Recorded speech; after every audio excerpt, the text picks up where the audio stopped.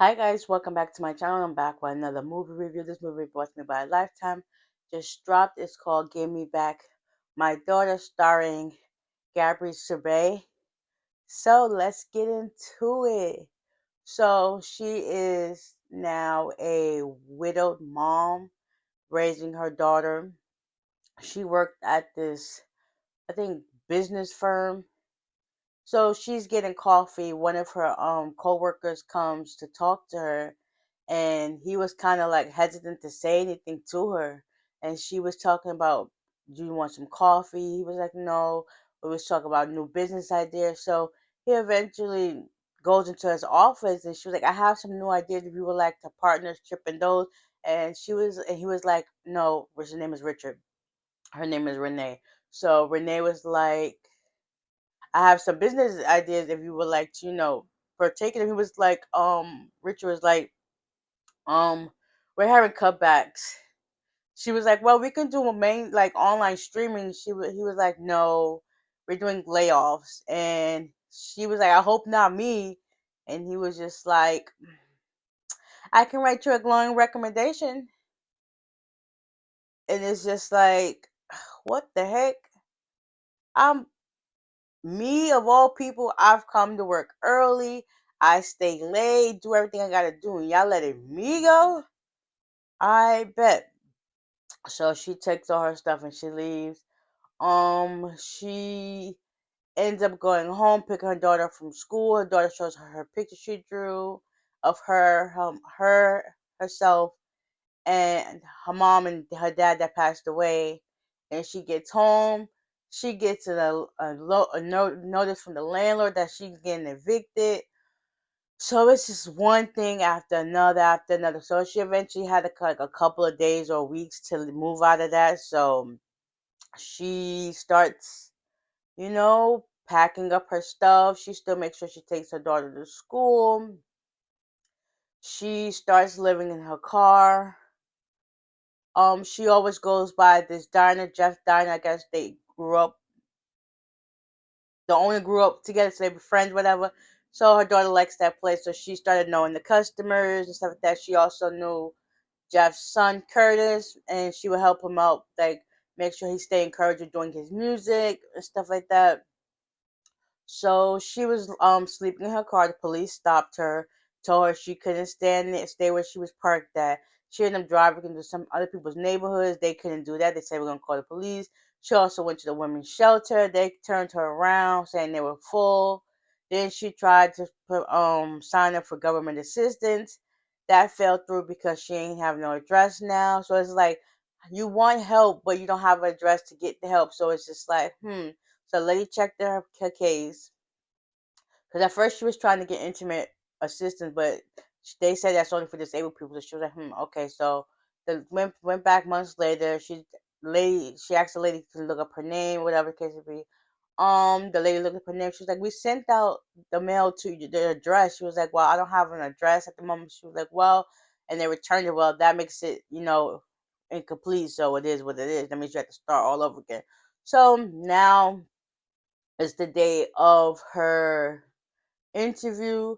She had to go pick up her daughter early from school because one time her daughter and her classmates saw her jigging the garbage for some chips or whatever the case may be. And her friend, the boy looked back like, "Your mom is gross."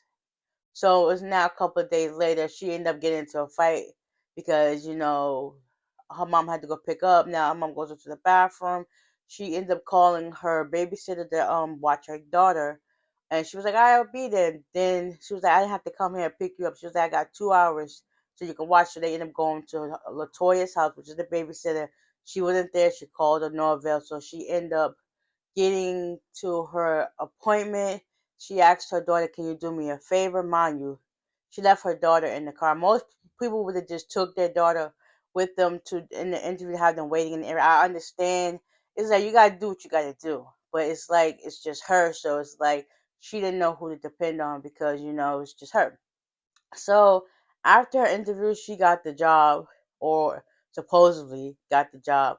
She leaves out of there. Meanwhile, there's people walking by talking about, look at this kid. It's freezing out there. Mind you, it wasn't even cold out there. But you know how they always gotta throw that line in there because it's like it's either too cold or too hot. So some guy was like, it's too cold out there, it's freezing. And then she could hear it in the car playing with her doll. And then the next thing you know, this lady calls the cop.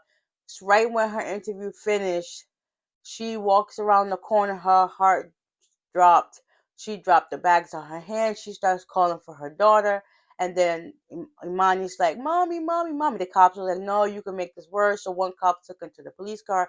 The other cop tried to put her in handcuffs in the back car. Like, you can make it worse. So after that, she ended up going to court. She's got charged with child reckless endangerment. So she had to do parenting classes. She has to do community service. She has 2 years probation, and she's homeless. And now her daughter is put into a foster care and put with this foster family, the Patterson. So now she has a caseworker. Her scheduled visits are at Jeff Diner or at the social services place. And each time she sees her kid or whatever, it's like a constant slip away. Like her child basically wants to stay with the Pattersons. At first, the judge ordered her to like get a job, get a place to stay, and work on being a better person for your child. So she's doing that. She has to go to her parenting classes. Ended up going there. People wanted her to open up. She wasn't ready to open up right then and there. So she ended up meeting this girl, Kelly. She took her under her wing, basically let her stay in her house. She talked about how she used to braid hair. So Kelly became her first client, and she was like, "Now you back into it." So then, um, Renee went to go apply at Jeff's Diner to work. She showed him how she was living, and he was like, "My wife had the same drive, I guess, before she passed." And eventually, he felt sorry. I would say he felt sorry for, but he felt the passion. He felt like looking at his wife. So he took her on board. She became the fry cook, and then she eventually graduated, doing other things, helping him out. I know they got like some kind of chemistry between them, because ain't no way. Like they both widows, and it's like when you be around somebody, you start picking up on their habits, and you start like, yeah, maybe I might need that. But anyways, she starts helping Curtis do more in his music and whatnot, which is Jeff's son. She's still doing her parenting classes and stuff like that. Kelly invites her to go work at Kelly's mom's salon. Mind you, at this time, she just has some certificates, and her mom was like, "Listen, I can't hire you because you don't have a license." So she's seen this woman with half her head done. She was like, "Well, if I go finish her hair free of charge, and if she likes it, can you hire me?" She's like, "I bet." So she went to go finish the girl's hair. She did an amazing job. And Kelly was like, "You ain't do my hair like that." And the mom was like, "Nice job." So slowly but surely, the mom was collecting her funds for her from working there at the job, because she can't get paid unless she has a license. And that's a liability to her and her company. So she was not trying to jeopardize that.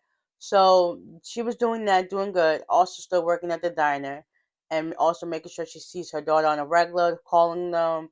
Said that, also helping Kelly out at her house, whatever. One day, Jeff was like, "I have this friend who owes me a favor from where I used to stay at. Go look at it and check it out." So she goes check out the place. It's beautiful. He was telling her, "You need to have 3 times the rent, security, whatever." She's like, I don't even make half that, but whatever." He's like, "But since Jeff's my friend, he's a friend of mine, so whatever." So it's like, "Okay, cool. We can do the trial based period, fill out the application, see how things go." She does that, whatever. She gets approved for the apartment. It's a nice, spacious place. Um, she ends up opening more up about her situation, how she grew up in foster care. She knows what it's like, and she did not want that for her daughter. So it comes down to the wire. She's getting everything in place. She finally renews her, goes back to cosmetology school, takes the exam, passes, gets her license. So now they congratulate her at Jeff's Diner again.